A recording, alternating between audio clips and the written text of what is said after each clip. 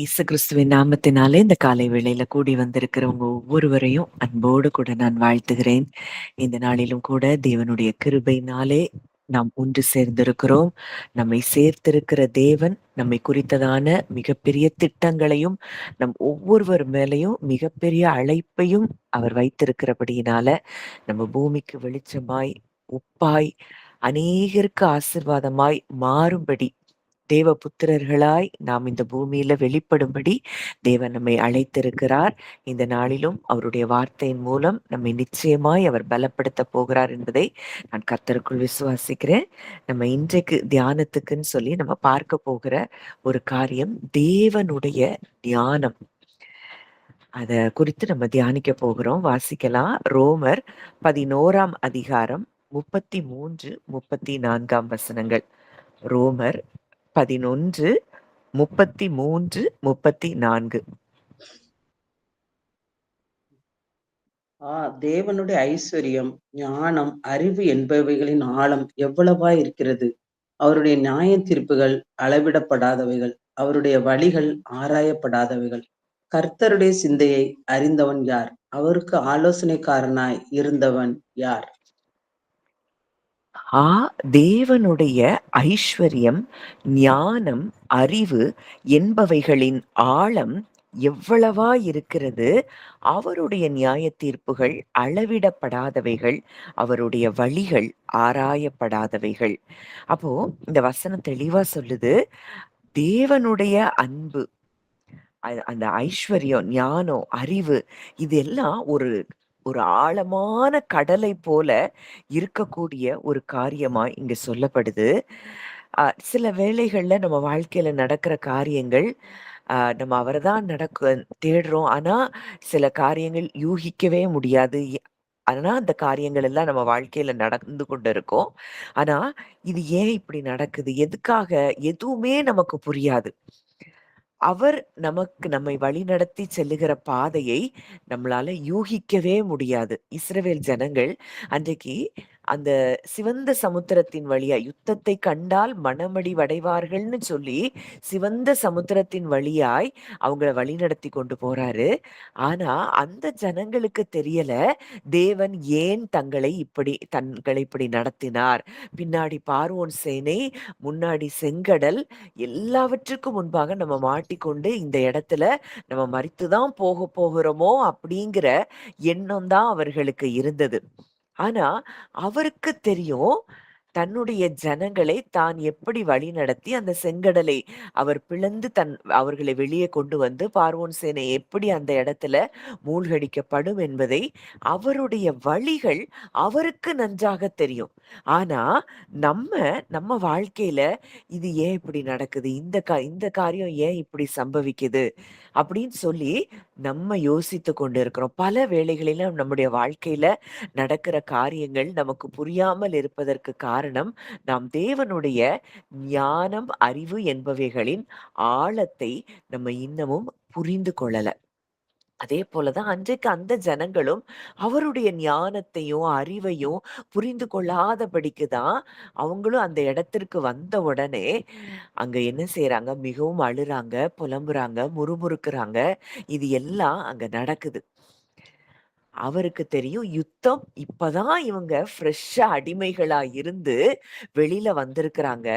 இப்பவே ஒரு யுத்தத்தை பார்த்தால் அவங்க மனமடிவடைஞ்சிருவாங்க, மனது சோர்ந்து போயிருவாங்க அப்படின்னு சொல்லி செங்கடல் வழியாய் நடத்தி கொண்டு தன் நாசியின் சுவாச காற்றினால் செங்கடலை பிளந்து அந்த ஜனங்களை வெளியே கொண்டு வந்து அவர்களை பின்பாக துரத்தி கொண்டு வந்த அந்த பார்வோன் சேனையை முற்றிலும் அந்த சிவந்த சமுத்திரத்திலே அவர்கள் மூழ்கடிக்கப்படுகிறத நம்ம பார்க்கிறோம். அப்போ அவருடைய வழிகள் என்பது ஆராயப்படாதவைகள். இன்னைக்கு ஏன் நான் இந்த இடத்துல இருக்கிறேன், இன்னைக்கு இந்த இந்த குடும்பத்துல நான் ஏன் இருக்கிறேன், இதெல்லாம் நம்முடைய நிறைய பேருடைய மனதின் கேள்விகள். ஒண்ணு தெரியல. அவருடைய வழிகள் ஆராயப்படாத வழிகள்.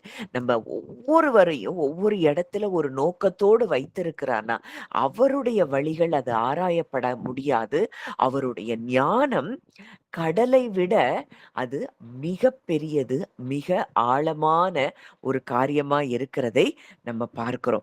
அப்போ ஒரு சின்ன பாத்திரத்துல நம்ம கடல அடக்க முடியுமா? அப்படின்னா, நிச்சயமா முடியாது. அதே போல தான் நம்முடைய சின்ன மூளையில தேவனுடைய பெரிய திட்டங்களை நம்ம என்ன செய்ய முடியாது? முழுமையாய் புரிந்து கொள்ள முடியாது. இன்னைக்கு நம்ம வாழ்க்கையில நடக்கிற சில விஷயங்கள் நமக்கு புரியாம இருக்கலாம். ஒரு படத்த சில நேரம் வரையும்போது, இந்த டாட்ஸ் மட்டும் வச்சு வரைவாங்க. அது போல தான் இன்றைக்கு நமக்கு சில டாட்ஸ் தான் தெரியும். ஆனா, தேவன் அந்த முழு படத்தையும் அவர் பார்த்திருக்கிறார். நம்ம லைஃப் எப்படி இருக்கணும்? நம்ம லைஃப் எப்படி மாறும்?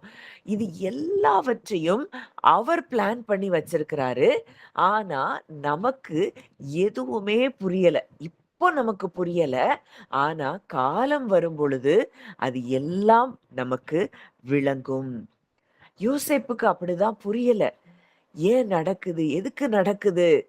ஆனா, காலம் வந்த பொழுது, நிறைவேறின பொழுது, அந்த அவனுக்கு கொடுக்கப்பட்ட தரிசனம், அது அத்தனை காரியங்களையும் தாண்டி, அது அங்க நிறைவேறினத பார்க்கிறோம். அந்த நாட்களுக்குள்ள அவருடைய வார்த்தை நிறைவேறும் அளவும், அவருடைய வசனம் அவனை புடமிட்டதை நம்ம பார்க்கிறோம். அப்போ நம்ம ஒரு காரியத்த பார்க்க முடியாது. நம்ம முடிவ பார்க்க முடியாது. அவருக்கு முடிவு தெரியும். நம்முடைய வாழ்க்கையின் நம்ம இன்னைக்கு போற பாதையில என்ன முடிவை அவர் வைத்திருக்கிறார். நன்மையான முடிவுகளை தீமைக்கு அல்ல, சமாதானத்துக்கு ஏதுவான முடிவைகளை தான் அவர் நமக்கு தரும்படி, அவர் நம்மை குறித்ததான எண்ணங்களை கொண்ட நல்ல தகப்பனாய் இருக்கிறார். இப்போ நம்ம மோசேய பார்க்கிறோம். மோசே அங்க வாசிக்கலாம். யாத்திராகமம் 5ஆம் அதிகாரம். அ அந்த கடைசி 2 வசனங்கள். யாத்திராகமம் 5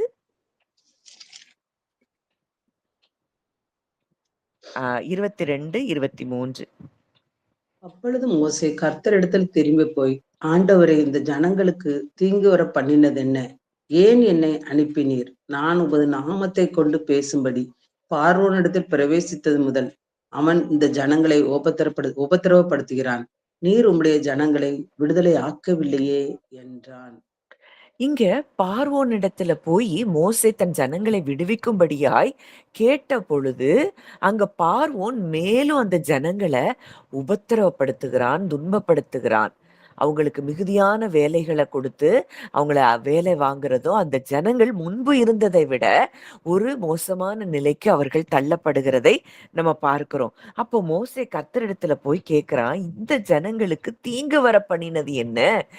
ஏன் என்னை அனுப்பினீர்? நான் உம்முடைய நாமத்தை கொண்டு பேசும்படி பார்வோனிடத்தில் பிரவேசித்தது முதல் அவன் இந்த ஜனங்களை உபத்திரவப்படுத்துகிறானே, நீர் உம்முடைய ஜனங்களை விடுதலையாக்கவில்லையே."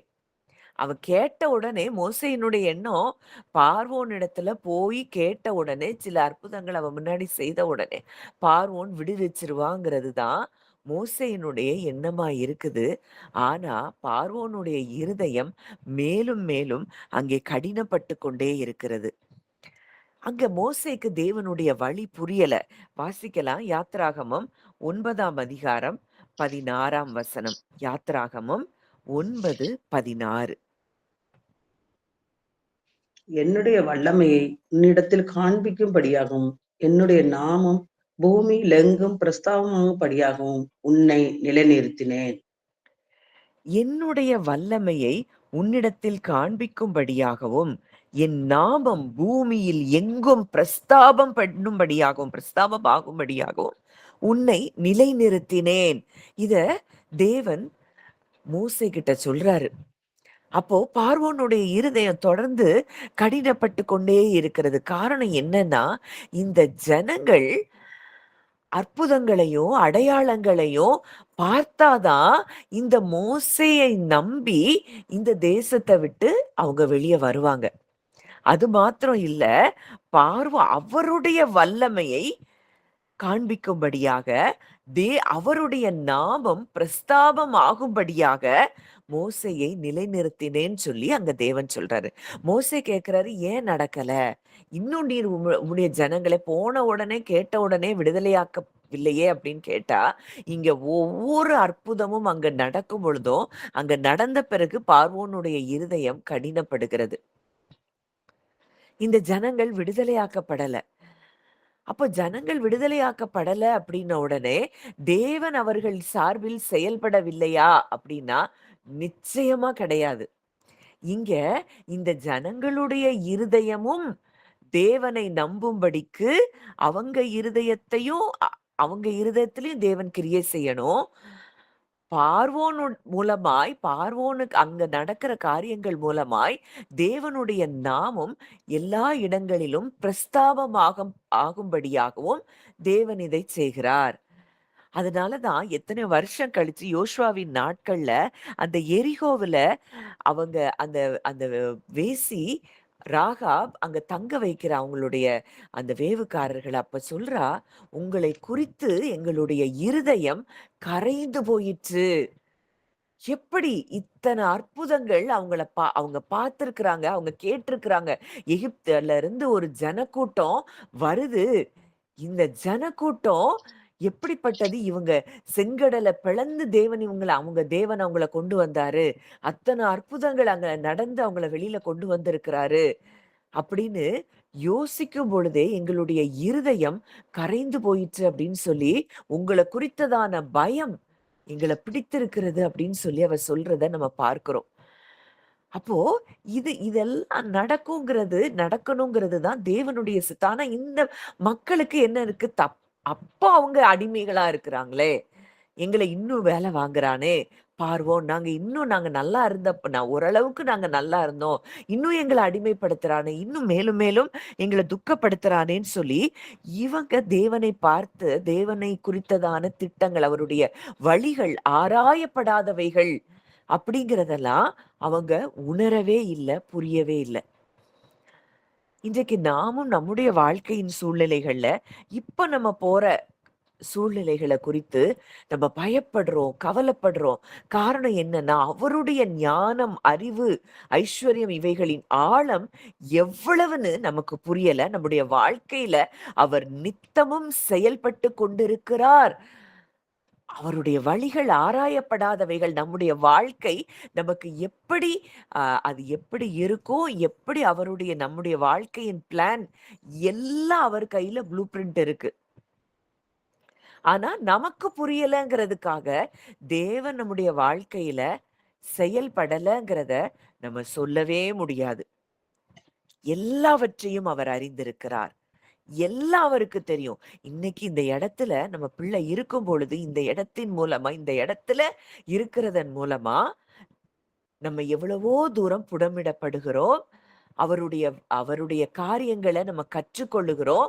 நம்ம ஒரு முதிர்ச்சி அடைந்த நிலைக்கு வருகிறோம்.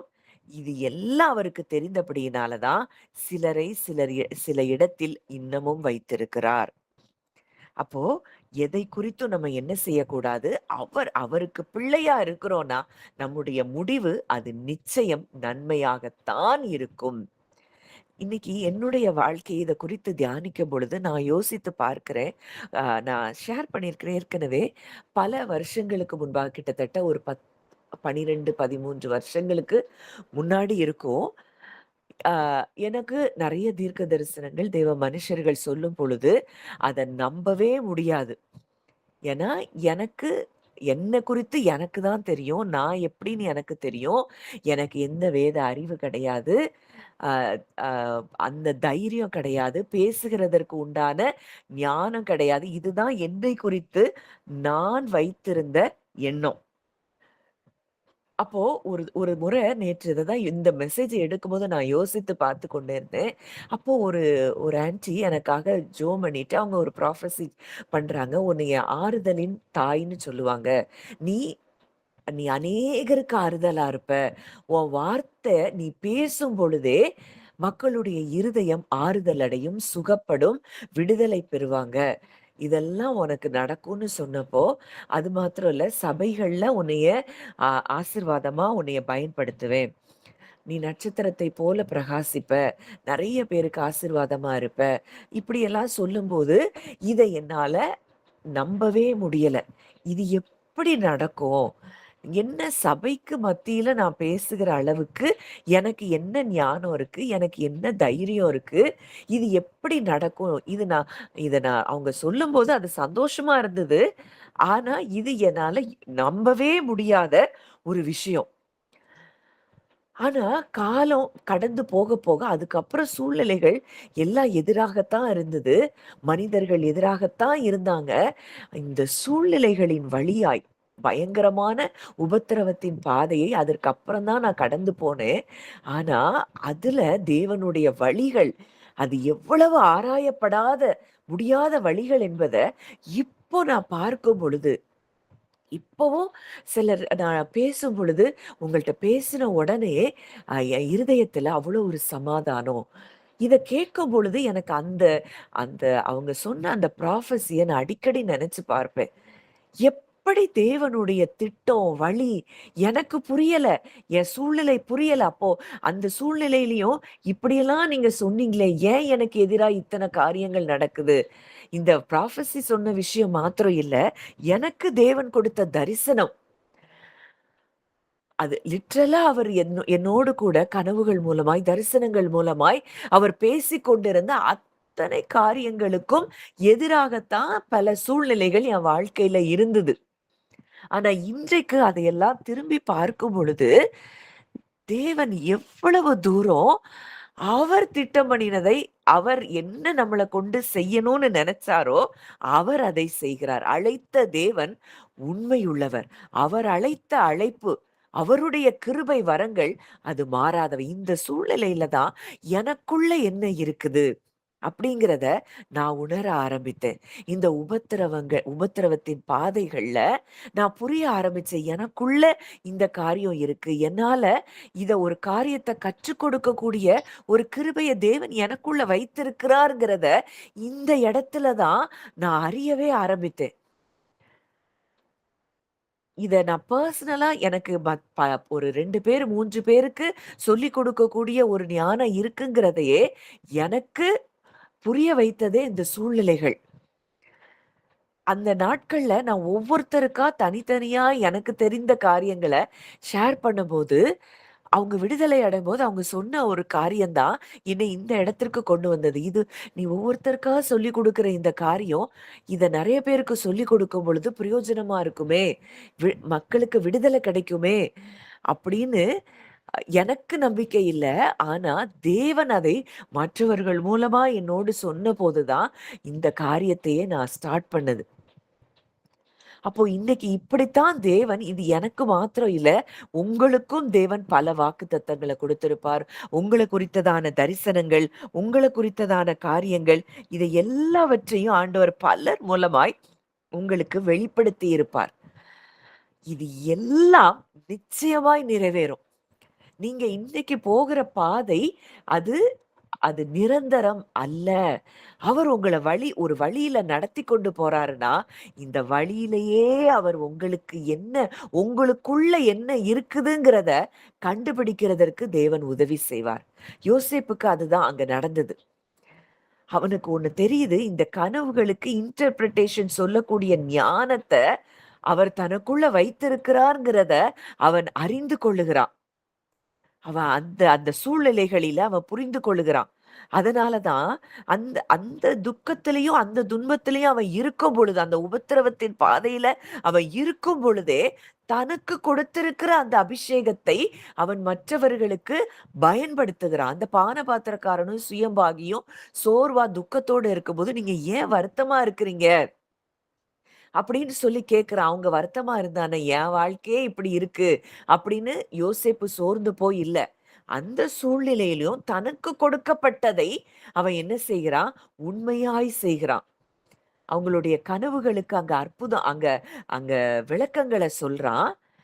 இந்த விளக்கம் தான் பானபாத்திரக்காரனு பா பார்வோனுடைய சொப்பனத்தை அவன் விளக்கி அவன் சொல்லும் பொழுது, பானபாத்திரக்காரன் நமக்கு ஒருவன் விளக்கம் சொன்னானே, அவனுடைய விளக்கம் சரியா இருந்ததே அப்படின்னு யோசேப்பை நினைக்கும்படி ஒரு சூழ்நிலை ஏற்படுது. இன்றைக்கு அவனுக்கு கொடுக்கப்பட்ட அந்த அபிஷேகம் தான் அவன அந்த சிறையிருப்புல இருந்தே வெளிய கொண்டு வந்தத பார்க்கிறோம். இன்றைக்கு இந்த உபத்திரவத்தின் பாதையில நீங்க இருக்கலாம்.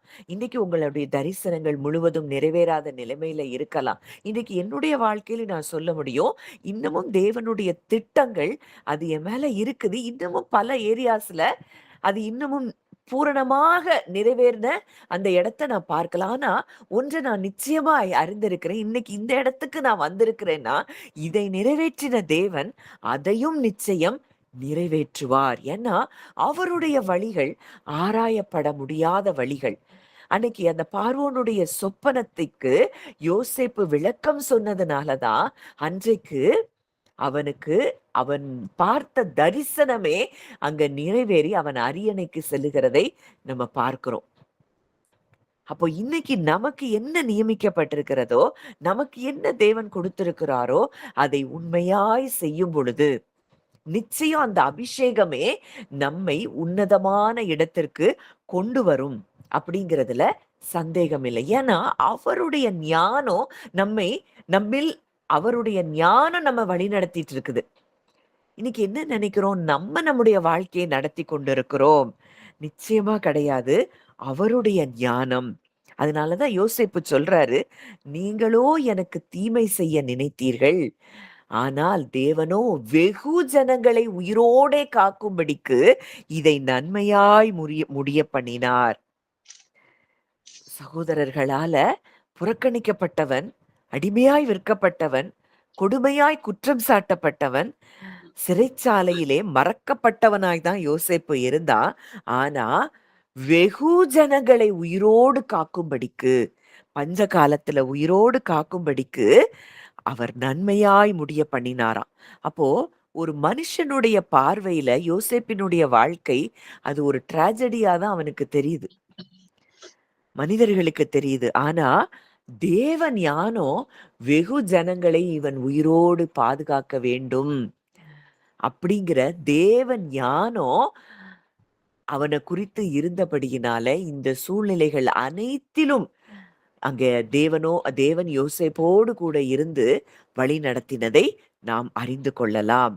அப்போ இன்றைக்கு உங்களுடைய வாழ்க்கையில எதிரான சூழ்நிலைகள் எத்தனை இருந்தாலும் இந்த சூழ்நிலைகளில தேவன் உங்களை வழிநடத்தி கொண்டிருக்கிறார். அவருடைய ஞானம் உங்களுடைய வாழ்க்கையில் செயல்பட்டு கொண்டிருக்கிறதை நாம் நம்ப வேண்டும், விசுவாசிக்க வேண்டும். அப்போ அந்த நம்ம யாத்திராகமம் 14, 21, 22ல பார்க்கிறோம். இஸ்ரவேல் ஜனங்கள் தப்பி போவதற்கு வழியே கிடையாது. எந்த விதத்திலயும் வழி இல்ல. ஆனா தேவன் ஒரு பாதையை அவங்களுக்கு திறக்கிறாரு. இதுவரைக்கும் உலகம் கேள்விப்படாத ஒரு பாதை. இதுவரைக்கும் உலகத்துல நடக்காத ஒரு காரியம் அங்கே இஸ்ரவேல் ஜனங்களுக்காக தேவன் செய்கிறார். வாசிக்கலாம். சங்கீதம் 77:19. உமது வழி கடலிலும் உமது பாதைகள் திரண்ட தண்ணீர்களிலும் இருந்தது. உமது காலடிகள் தெரியாமல் போயிற்று. உமது வழி கடலிலும் உமது பாதைகள் திரண்ட தண்ணீர்களிலும் இருந்தது. உமது காலடிகள் ஃபுட்ஸ்டெப்ஸ், அவருடைய வழிகள் அது என்ன செய்யல தெரியல. ஆனா அவருடைய வழி எங்க இருக்கு? கடல்ல இருந்துச்சு இஸ்ரவேல் ஜனங்களுக்கு. அவருடைய பாதை திரண்ட தண்ணீர்கள்ல இருக்கு. இன்னைக்கு நீங்க அப்படி ஒருவேளை அடைபட்ட சூழ்நிலையில நீங்க இருப்பீங்கன்னா, கடலை பிளந்து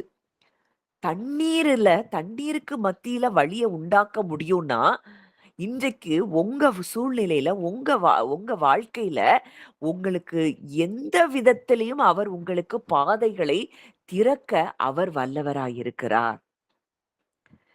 சரித்திரத்திலேயே கேள்விப்படாத ஒரு காரியம், தண்ணீர்களுக்கு மத்தியில பாதை உண்டாகிற காரியம். அவருடைய வழிகள் ஆராயப்பட முடியாதவைகள். அவர் எந்த வழியையும் திறந்து நம்மை வெளியே கொண்டு வருவதற்கு, சூழ்நிலைகளிலிருந்து வெளியே கொண்டு வருவதற்கு அவர் வல்லமை உள்ளவராயிருக்கிறார். அவருடைய நாசியின் சுவாச காற்றினால் கடல் 2ஆக பிளந்ததாம். அவ்வளவு பெரிய வல்லமையுள்ள தேவன் இன்றைக்கு நம்மோடு கூட இருக்கிறார். அப்போ இன்றைக்கு இதெல்லாம் செய்யும் பொழுதுதான் பூமியில இருக்கிற அத்தனை ஜனங்களுக்கும் அங்க பயம் உண்டாகிறத பார்க்கிறோம். அதனாலதான் மோசே கிட்ட ஆண்டவர் சொல்றாரு, பூமி எங்கும் எந்த ஜாதிகளிடத்திலும் செய்யப்படாத அதிசயங்களை உன் ஜனங்கள் எல்லோருக்கும் முன்பாக செய்வேன். உன்னோடு கூட இருக்கிற ஜனங்கள் கர்த்தருடைய செய்கையை காண்பார்கள். நான் உன்னோடு கூட இருந்து செய்யும் காரியம் பயங்கரமாயிருக்கும் அப்படின்னு மோசே கூட ஒரு உடன்படிக்கை செய்கிறாரு. அந்த உடன்படிக்கை அப்படியே நடந்தபடியினாலதான் அங்க ராகாப் அங்க சொல்றா. அந்த வசனத்தை வாசிங்கன்றி, யோசுவால அந்த ராகாப் சொல்லுகிற அந்த வார்த்தை. யோசுவா 2. யோசுவா 2:11. வாசிங்கன்றி. நீங்கள் எகிப்திலிருந்து புறப்பட்ட போது கர்த்தர் உங்களுக்கு முன்பாக சிவந்த சமுத்திரத்தின் தண்ணீரை வற்றி போக பண்ணினதையும், நீங்கள் யோர்தானுக்கு அப்புறத்தில் சங்காரம் பண்ணின எமோரியரின் 2 ராஜாக்களாகிய சீகோனுக்கும் ஓகுக்கும் செய்ததையும் கேள்விப்பட்டோம். கேள்விப்பட்ட பொழுது எங்கள் இருதயம் கரைந்து போயிற்று. உங்களால எல்லோருடைய தைரியமும் அற்று போயிற்று. உங்கள் தேவனாகிய கர்த்தரே உயர வானத்திலும் கீழே பூமியிலும் தேவனானவர். அங்க ராகாப் ஒரு அந்நிய பெண், புறஜாதி பெண். தேவனை குறித்து அவர்களுக்கு எந்த அறிவும் கிடையாது. ஆனா அவ சொல்றா, நீங்கள் எகிப்திலிருந்து புறப்பட்ட போது இவங்க அளவுக்கு இந்த எரிகோ பட்டணத்துல இருக்கக்கூடிய இந்த ராகாப் வரைக்கும் அங்க நடந்த காரியம் அவளுக்கு தெரிந்திருக்கிறது என்றால், அவருடைய வழிகள் எவ்வளவு ஆராயப்பட முடியாத வழிகள். அங்க சொல்றா, கர்த்தர் உங்களுக்கு முன்பாக சிவந்த சமுத்திரத்தின் தண்ணீரை வற்றி போக பண்ணினதையும், யோர்தானுக்கு அப்புறத்தில் சங்காரம் பண்ணின ராஜாக்களுக்கு நீங்க செய்ததையும் கேள்விப்பட்டோம். கேள்விப்பட்ட போது எங்கள் இருதயம் கரைந்து போயிற்று. உங்களாலே எல்லோருடைய தைரியமும் அற்று போயிற்று. உங்கள் தேவனாகிய கர்த்தரே உயர வானத்திலும் கீழே பூமியிலும் தேவனானவர். இவங்களுக்கு புரியுது. அதாவது இந்த இந்த செய்திய கேள்விப்பட்ட ராகாப் அந்த ஜனங்களுக்கு புரியுது, இந்த தேவன் எப்படிப்பட்ட தேவன், எவ்வளவு பெரிய தேவன், உயர வானத்திலும் கீழே பூமியிலும் அவரே தேவனானவர். ஆனா இவ்வளோ தூரம் இந்த மிராக்கிள்ஸ, இந்த அற்புதத்தை கண்ணால பார்த்த ஜனங்கள், அதை அனுபவித்து வந்த ஜனங்களுக்கு தேவன் மேல நம்பிக்கை இல்லை.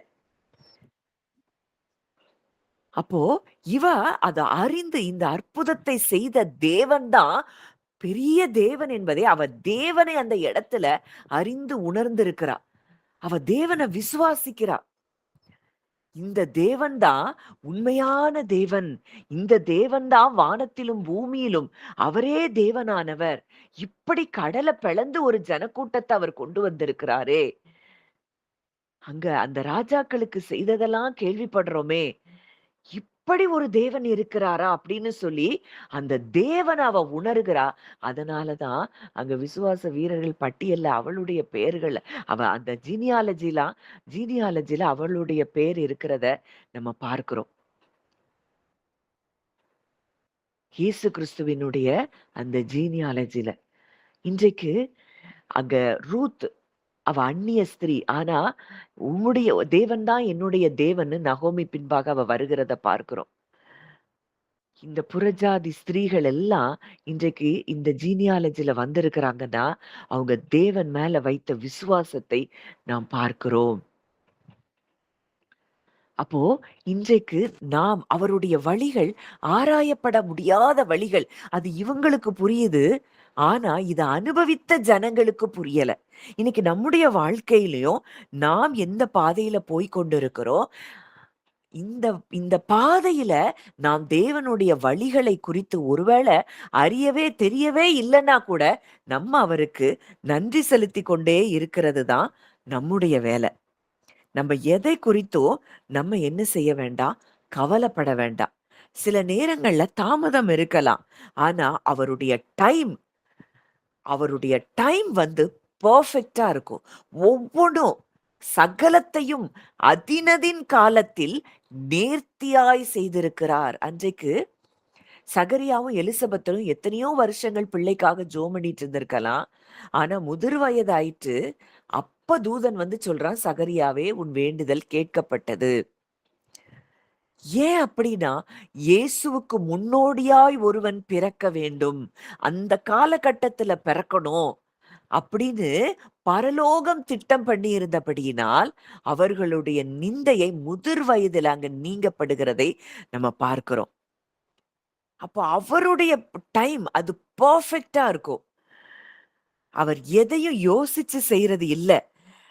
அவர் செஞ்ச பிறகுதான் அது எவ்வளவு சரியா இருக்குதுன்னு நமக்கு புரியுது. நான் எங்க எங்க வாழ்க்கையில, எங்க குடும்பத்திலே பல காரியங்கள், நெறைய கேள்வி, சில தாமதங்கள் நடக்கும்போது, "ஏன் எல்லாருக்கும் நடக்குதே! நாங்க உங்கள தானே தேடுறோம். ஏன் எங்களுக்கு நடக்கல?" இப்படிதான் கேட்டுட்டு இருந்தோம். ஆனா, அந்த ஒவ்வொரு டிலேயும் அவருடைய மகிமை வெளிப்படுவதற்கு அது ஏதுவாய் இருந்ததை நாங்கள் அனுபவித்திருக்கிறோம். நிச்சயமா இன்னமும் அனுபவிப்போம். ஒவ்வொரு டிலேயும் நமக்கு அது அவருடைய வழிகள் மிகப்பெரியதா இருக்கிறதை அவர் நமக்கு விளங்க பண்ணுவார். யோசேப்ப குழிக்குள்ள தள்ளுனப்போ அது முடிவு அப்படிங்கிறது மாதிரி தான் தெரிந்தது. ஆனா, அதுதான் அவன் அரியணைக்கு செல்லுகிற ஆரம்பம் அப்படின்னு யாருக்குமே தெரியல. அவன் சகோதரர்களுக்கு தெரியல. என் யோசேப்புக்கே நிச்சயம் ஒரு வேளை அது புரிந்திருக்காது.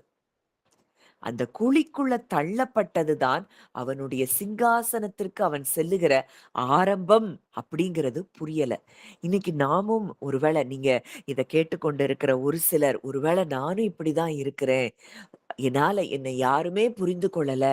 எனக்கு எல்லாரும் எதிரா இருக்கிறாங்க. எல்லாரும் எல்லா எதிரான வார்த்தைகள் தான் எனக்கு ரொம்ப இருக்குது. என் வாழ்க்கை எப்படி இருக்கோ புரியல. இதெல்லாம் என்ன குறித்து வாக்குத்தத்தங்களும், தீர்க்க தரிசனங்களும், திட்டங்களும் இருக்குது. ஆனா எனக்கு எல்லாமே எதிரடையா இருக்குது. உன்ன புரியணும். இதுதான் உங்களுடைய வாழ்க்கையின் ஆரம்பம். இங்க இருந்து தான் தேவன் தொடங்குகிறார். இது ஒருவேளை மற்றவர்களுக்கு முடிவைப் போல தெரியலாம். ஆனா, உங்க வாழ்க்கை இங்க தான் தொடங்குகிறதை நீங்க பார்க்கணும். ஏன்னா, அவருடைய வழிகள் ஆராயப்படா முடியாத வழிகள். அவர் நம்ம கூட இருக்கும் பொழுது, நம்முடைய சூழ்நிலைகள் அது ஒவ்வொன்றையும் மாற்றித் தருவதற்கு அவர் வல்லமையுள்ளவராய் இருக்கிறார். கடலிலே வழியை அவர் திறந்து கொடுத்திருக்கிறார்னா, இன்றைக்கு நம்முடைய வாழ்க்கையில அவர் நமக்கு உண்டான வழிகளை அவர் திறந்து கொடுப்பது எவ்வளவு நிச்சயம். கடல்ல மேல் பரப்புல அலைகள் அதிகமா இருக்கும். ஆனா கடலின் ஆழத்துக்கு போகும்போது அங்க ஒரு பயங்கரமான அமைதி இருக்கும். அதுபோலதான் வெளியே எவ்வளவுதான் நம்முடைய வாழ்க்கையில பிரச்சனைகள் இருந்தா கூட தேவனுடைய திட்டத்தின் ஆழத்துல நமக்கு ஒரு பாதுகாப்பு இருக்கிறத, ஒரு நம்பிக்கை இருக்கிறத நீங்க ஒவ்வொருத்தரும் இன்றைக்கு உணரணும். சிலரோடு கூட ஆண்டவர் பேசிக் கொண்டிருக்கிறார். வெளியில என்னெல்லாம் எப்படி வேணாலும் இருக்கலாம். ஆனா அந்த ஆழத்துல தேவனுடைய திட்டம் உங்களுக்காக செயல்பட்டு கொண்டிருக்கிறதை, அந்த அமைதிக்குள்ளதான் நீங்க இருக்கீங்கங்கிறத நீங்க உணரும் பொழுது, உங்க இருதயம் அது அது சமாதானத்துக்குள்ள வருகிறத நீங்க பார்க்க முடியும். அந்த இடத்துல இருந்து சொல்லுங்க, "ஆண்டவரே, நான் உங்கள நம்புறேன். என் சூழ்நிலைகள பார்க்கல." அப்படின்னு சொல்லும் பொழுதே, நம்ம இருதயத்துல தேவ சமாதானத்தை நம்ம அ பெற்றுக்கொள்ளுகிறோம். சில நேரம் சத்தமே இல்லாம தேவன் வேலை செய்யற மாதிரி இருக்கும். நம்ம ஒரு ஒரு விதைய முளைக்க போடுறோம். அது எப்போ அந்த விதை கிளம்பி முளைக்குது, இது எதுவுமே நமக்கு தெரியாது. ஆனா, அது சத்தம் இல்லாம வளர்ந்துட்டே இருக்கு. பிரசங்கில ஒரு வசனம் இருக்கு. "ஆவியின் வழி இன்னதென்றும், கர்ப்பவதியின் வயிற்றில அது எப்படி அந்த பிள்ளை உருவாகி, எலும்புகள் எப்படி தோன்றுகிறது என்றும் நீ அறியாதிருக்கிறாயே, அதுபோல தேவனுடைய வழி வாசிக்கலாம். அந்த வசனம் பிரசங்கி 11 வரும் நினைக்கிறேன். பிரசங்கி 11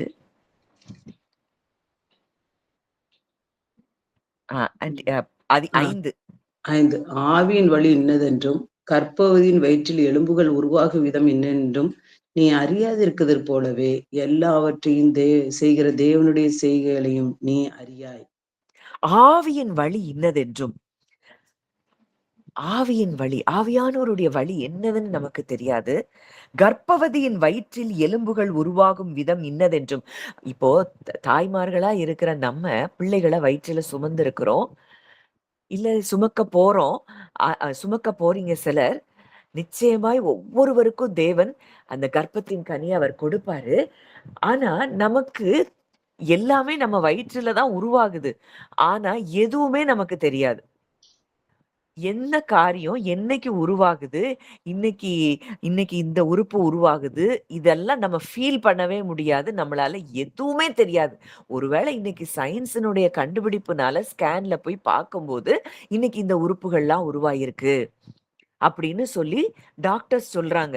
ஆனா நம்ம ஃபீல் பண்ணவும் முடியாது. நம்மள பார்க்கிறவங்களுக்கு தெரியவும் தெரியாது. அது போல தான் ஒரு செடி விதைய போடும்போது அது எப்ப முளைக்குது, எப்ப பெருசாகுது, எப்ப பூ பூக்குது, எதுவுமே தெரியாது. அதுபோல தான் ஆண்டவர் நம்முடைய வாழ்க்கையில செய்கிற மௌனமா செய்கிற காரியங்கள், அது மிகப்பெரிய ஆசீர்வாதமாய் ஒரு நாள் நிச்சயமாய் மாறும். அன்றைக்கு இஸ்ரவேல் ஜனங்களுக்கு புரியல. ஏன் இந்த பார்வோன் எங்க மேலும் மேலும் கடினப்படுறான்? ஏன் எங்கள இப்பவும் வேலை வாங்குறான்? எதுவுமே அவங்களுக்கு புரியல. ஆனாலும் தேவனுடைய கிரியை அங்க செயல்பட்டு கொண்டிருந்ததானா? செயல்பட்டு கொண்டிருந்து தான் இருந்தது. அவங்க சார்பா தேவன் செயல்பட்டு கொண்டு தான் இருந்தார். ஆனா அவங்களுக்கு புரியல. அதுபோல தான் இன்றைக்கு கர்ப்பவதியின் வயிற்றில் எலும்புகள் உருவாகும் விதம், எப்படி அந்த வயிற்றுக்குள்ள எலும்பு உருவாகுது? யோசித்து பார்த்தா எவ்வளவு பெரிய ஆச்சரியம்! ஒவ்வொரு உறுப்புகளும், அதுக்குரிய அந்த அந்த கனெக்ஷன், நர்வ்ஸ், அந்த போன்ஸ், அந்த ரத்தம் ரத்தம் அந்த சரீரத்துல உருவாகக்கூடிய அந்த ரத்தம், எல்லாமே ஆச்சரியமா இருக்குது. இது எதுவுமே வெளியில புலப்படல. ஆனா நடக்குது. அதுபோலதான் தேவனுடைய வழிகளும், அது ஆராயப்பட முடியாத வழிகள். அது ஒவ்வொன்றும் ஏற்ற நேரத்துல ஏற்றபடி அது நடந்து கொண்டே இருக்கிறத நம்ம உணர்ந்துட்டோம்னா நமக்கு என்ன வராது? பயம் வராது. இந்த ரோமர் 11:33 அவர் அந்த பவுல் அத ஒரு பாடலா தேவனை புகழ்கிறதா தான் அத அங்க பாடுகிறார். தேவனுடைய ஐஸ்வர்யம், ஞானம், அறிவு இது எவ்வளவு பெரிதா இருக்குது. அங்க என்ன செய்கிறாராம்?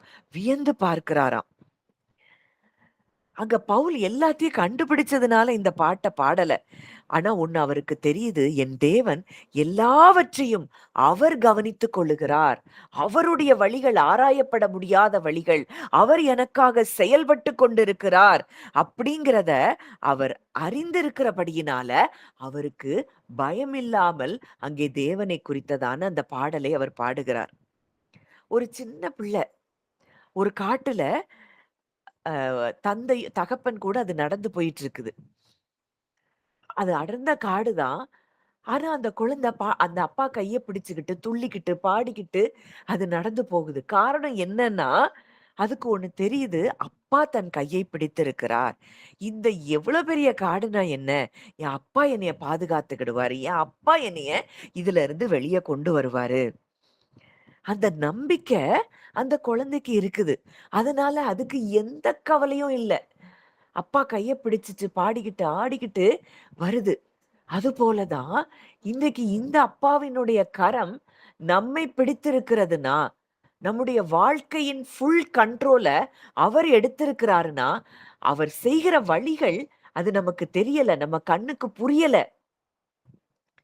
எப்படி கர்ப்பவதியின் வயிற்றில எலும்புகள் உருவாகுது அது நமக்கு தெரியலையோ, எப்படி ஒரு விதை கிளம்பி அது செடியாய் மாறி அது பூ பூத்து காய்த்து கனிகளை தருகிற இந்த காரியம் நம்ம கண்ணால அது எதையுமே பார்க்க முடியல.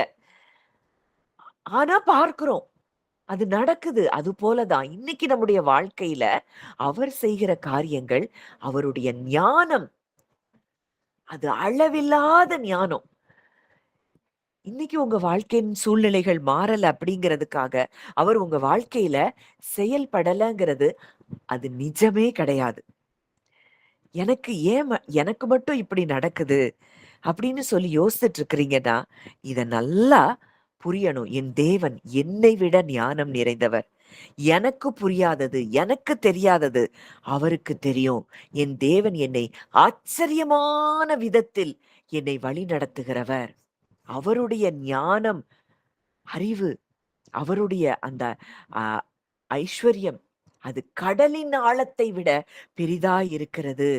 அப்படிங்கிறத நம்ம உணரும் பொழுது, நிச்சயமாய் நம் வாழ்க்கையில் அவருடைய ஞானம் செயல்படுகிறதை நீங்கள் காண்பீர்கள். அவருடைய வழிகள் அதனால தான் ஆண்டவர் சொல்றாரு, "உங்கள் நினைவுகளை பார்க்கிலும் என் நினைவுகள், உங்கள் வழிகளை பார்க்கிலும் என் வழிகள் அது உயர்ந்தவைகளா இருக்கிறது." ஒருவேளை யோசேப்பு நினைச்சிருக்கலாம், போத்திபார் வீட்ல நல்ல உயர்வு கிடைச்சு, அவன் நல்ல இடத்துல தான் இருந்தான். ஓ! ஆண்டவர் என்னை என்ன அழகா வைத்திருக்கிறார்ன்னு அந்த இடத்துல நினைச்சிருக்கலாம். ஆனா அந்த இடத்திலயும் அவனுக்கு விரோதமாய் போத்திபாருடைய மனைவி குற்றம் சாட்டின பொழுது, அப்போ என் வழி என்னதான்? தேவன் என் மேல நினைவா தான் இருக்கிறாரா? அப்படின்னு கூட தோணியிருக்கலாம். இது எல்லாத்தையும் ஆராய்ந்து பார்த்து தான் கடைசியா ஒரு உண்மைக்கு வர்றாரு. ஒரு உண்மைய புரிந்து கொள்ளுகிறாரு. நீங்கலாம் எனக்கு தீமை செய்ய நினைச்சீங்க. ஆனா, வெகுஜனங்களை காக்கும்படிக்கு தேவன் அத நன்மையாய் முடிய பண்ணினார். எனக்கு என் வாழ்க்கையில நன்மையாய் முடிய பண்ணின ஒரு தேவன் என் வாழ்க்கையில செயல்பட்டு கொண்டே இருந்தார்ங்கிறத நான் இப்போ உணர்கிறேன். அப்படிங்கிற இடத்துக்கு யோசேப்பு வருகிறார்.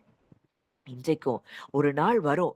நீங்க ஒவ்வொருத்தரும் சொல்லுவீங்க, ஆமா, தேவன் இத எனக்கு தீமையாய் என் வாழ்க்கையில பல காரியங்கள் சத்துரு தீமையா கொண்டு வந்திருந்தா கூட, என் தேவன் அதை நன்மையாக முடிய பண்ணினார். இந்த இடத்துல நான் ஒரு தீமைய நான் அனு அ ஒரு ஒரு நான் எக்ஸ்பீரியன்ஸ் பண்ணி கொண்டு இருக்கிறேன்னா கூட, இதுல என் இருதயத்த தேவன் பக்குவப்படுத்திக் கொண்டிருக்கிறார்.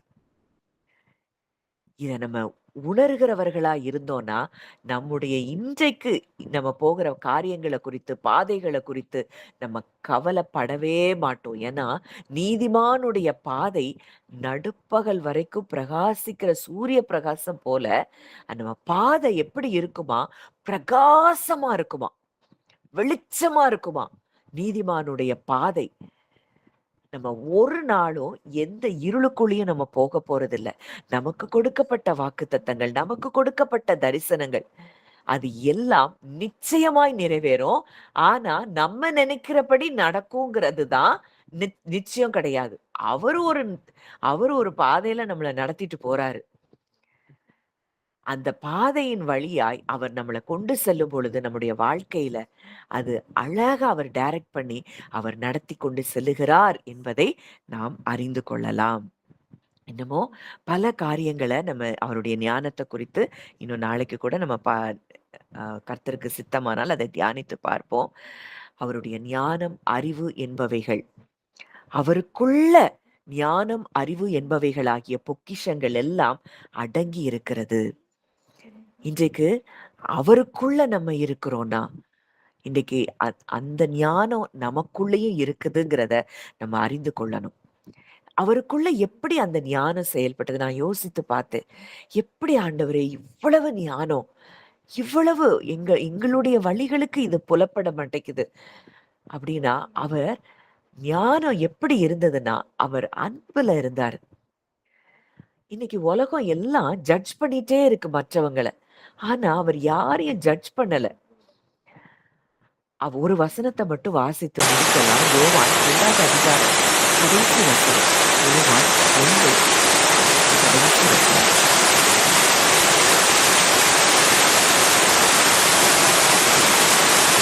யோவான் 2.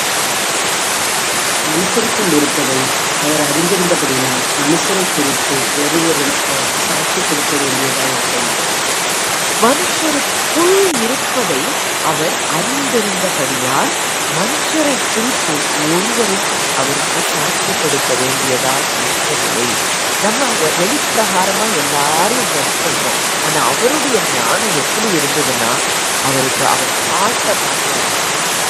மனுஷனுக்குள்ள என்ன இருக்குதுங்கிறத பார்க்கிறாரு. சமாரிய ஸ்திரிய அங்க எல்லாரும் புறக்கணிக்கிறாங்க. ஆனா அவளுடைய ஹார்ட்ட அவர் பார்த்து அவளுக்காகவே அவள் சமாரியா பட்டணத்துக்கு போகிறத பார்க்கிறார். அந்த விபச்சார ஸ்திரிய எல்லாரும் கல்லறிஞ்சு கொல்லணும்னு சொல்லிட்டு வர்றாங்க. ஆனா அங்கேயும் அவளுடைய இருதயத்தை அவர் பார்க்கிறார். சகையை ஆயக்காரன் என்று சொல்லி எல்லாரும் புறக்கணித்து தள்ளி அவரை பார்த்தாலே வெறுத்து தள்ளுறாங்க.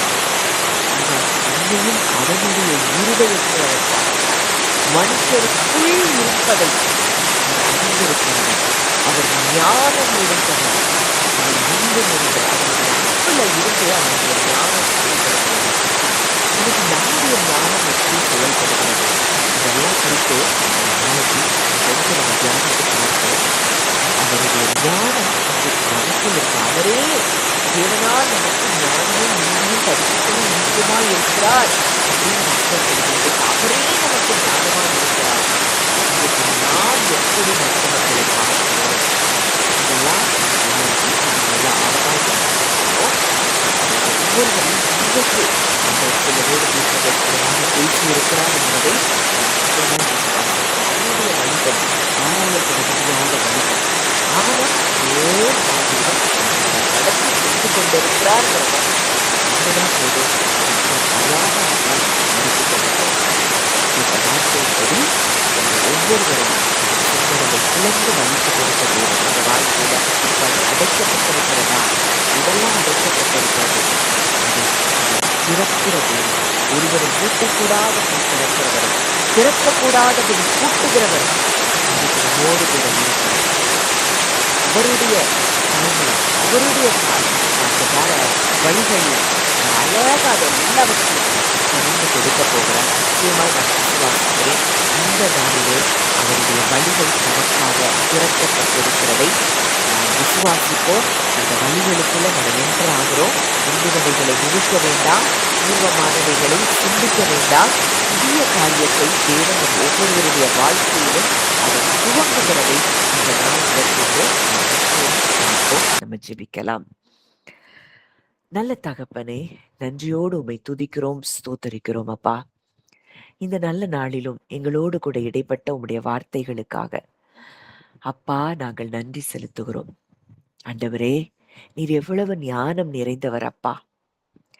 உமக்குள் இருக்கக்கூடிய ஞானம், அறிவு என்பவைகள் எல்லா பொக்கிஷங்களும் உங்களுக்குள்ள இருக்குதுப்பா. உங்களுடைய அறிவு, ஞானம், ஐஸ்வர்யம் அது எவ்வளவு ஆழமா இருக்கிறதை இன்றைக்கு நாங்கள் தியானித்தோம் அப்பா. இன்னைக்கு எங்க ஒவ்வொருவருடைய வாழ்க்கையை குறித்ததான வழிகள், உம்முடைய நினைவுகள் அது ஆராயப்பட முடியாத வழிகள் அப்பா. இன்னைக்கு நாங்க பல கேள்விகளை கேட்டுக்கொண்டிருந்தோம். ஆனா இன்றைக்கு எங்களுடைய கண்களை நீர் திறந்திருக்கிறீர். உம்முடைய வழிகள் ஆண்டவரே, அந்த ஆராயப்பட முடியாத வழிகள் எங்க வாழ்க்கையிலையும் நீர் அந்த வழிகளை திறந்திருக்கிறீரப்பா. அந்த வழிகள் வழியாகத்தான் எங்களை நீர் அழைத்து கொண்டு செல்லுகிறீரப்பா. இந்த வழிகள்ல பல காரியங்களை எங்களுக்கு கற்றுக் கொடுத்து கொண்டிருக்கிறீர். எங்களுடைய மனதை பக்குவப்படுத்தி கொண்டிருக்கிறீர். நீங்கள் பண்படுத்தப்பட்டு விதைக்கப்படுவீர்கள் என்று சொல்லி வேதம் சொல்லுதுப்பா. எங்களை இந்த நாட்களிலே நீர் பண்படுத்தி கொண்டிருக்கிறதை நாங்கள் பார்க்கிறோம். ஒருவேளை இன்றைக்கு நாங்க போகிற பாதை எங்களுக்கு புரியாம இருக்கலாம். ஆனா எங்களுடைய முடிவையே நீர் அறிந்திருக்கிறீரப்பா. முடிவிலிருந்து ஆரம்பத்தை அறிந்திருக்கிற தேவன். எங்க வாழ்க்கை எப்படி இருக்கும், இது எங்க வாழ்க்கை எத்தனையோ பேருக்கு ஆசீர்வாதமா இருக்க வேண்டும் என்று சொல்லிதான் எங்களை நீங்க அழைத்திருக்கிறீங்கப்பா, தெரிந்தெடுத்திருக்கிறீங்கப்பா. அதற்காக நாங்கள் நன்றி செலுத்துகிறோம். இன்னைக்கு நாங்க அதை கண்ணால பார்க்கலங்கிறதுக்காக நீங்க எங்க வாழ்க்கையில செயல்படலைங்கிறது இல்லவே இல்லை. நாங்க நிச்சயமாய் அதை விசுவாசிக்கிறோம். இன்றைக்கும் இந்த நொடிப்பொழுதும் தேவன் எங்களுக்காக நீர் கிரியை செய்து கொண்டிருக்கிறீர். இயேசு சொல்றார், என் பிதா இப்பொழுதும் கிரியை செய்து கொண்டிருக்கிறார். இப்பவும் எங்க அப்பா எங்களுக்காக நீர் கிரியை செய்து கொண்டுதான் இருக்கிறீங்கப்பா. உங்க ஞானத்தை நாங்கள் இன்னமும் புரிந்து கொள்ள எங்க இருதயம் திறக்கப்படுவதாக. ஆண்டவரே, எங்க இருதயம் மனோவிருத்தியை அடையும்படிக்கு நாங்கள் ஜெபிக்கிறோம் அப்பா. சின்ன சின்ன காரியங்கள் எல்லாம் சோர்ந்து போகாதபடி. எங்கள் தேவன் எவ்வளவு ஞானத்தையும் அறிவையும் ஐஸ்வர்யத்தையும் உடையவர் என்பதை, ஆழமான ஐஸ்வர்யத்தையும் ஞானத்தையும் உடையவர் என்பதை நாங்கள் அறிந்து கொள்ளும்படிக்கு எங்களுக்கு பிரகாசமுள்ள மனக்கண்களை நீர் கொடுக்கும்படி நாங்கள் ஜெபிக்கிறோம் அப்பா. ஆண்டவரே, உங்க வழிகளை நாங்கள் பார்க்கிறோம். கர்ப்பவதியின் வயிற்றுல எலும்புகள் உருவாகும் விதம் இன்னதென்று எங்களுக்கு தெரியாது. ஆனா பிள்ளை பிறக்கும் போது, அந்த முழுமையாய் பிறக்கிற பிள்ளைய பார்க்கும் பொழுது எங்களுக்கு தெரியுது, இந்த வயிற்றுல பூரணமாய் அது உருவாகி அது வெளியே வந்திருக்குதுன்னு. அது போலதான் இன்னைக்கு எங்களுக்கு நாங்க எப்படி உருவாகி கொண்டிருக்கிறோங்கிறது எங்களுக்கு புரியல. ஆனா எங்களை பூரணமாய் உருவாக்கி நீங்க வெளியே கொண்டு வரும்போது அது ஆச்சரியமாய் இருக்கும், அது அற்புதமாய் இருக்கும். பூமியில் உள்ள சகல ஜனங்களை பார்க்கிலும் நான் உங்களை கீர்த்தியும் புகழ்ச்சியிலும் மகிமையிலும் சிறந்திருக்கும்படி செய்வேன் என்று சொன்னவர் எங்களோடு கூட நீர் இருக்கிறீரப்பா. உம்முடைய வழி, ஆராயப்பட முடியாத வழிகள் எங்களுக்காக நித்தமும் செயல்பட்டு கொண்டிருக்கிறதை நாங்கள் உணர்கிறோம். அந்த ஒவ்வொருவரையும் மனதார நான் பிளஸ் பண்றேன். ஆண்டவரே, இந்த வார்த்தையை நீர் ஒவ்வொருவரோடும் கூட இடைப்பட்டிருக்கிறீர், பேசி இருக்கிறீர். நாங்கள் உமக்கு நன்றி செலுத்துகிறோம். உடைய கரங்களிலே ஒப்பு கொடுக்கிறோம். காத்துக்கொள்ளும், வழி நடத்தும். இயேசுவின் மூலம் கேட்கிறோம் ஜீவனுள்ள நல்ல பிதாவே. ஆமேன்.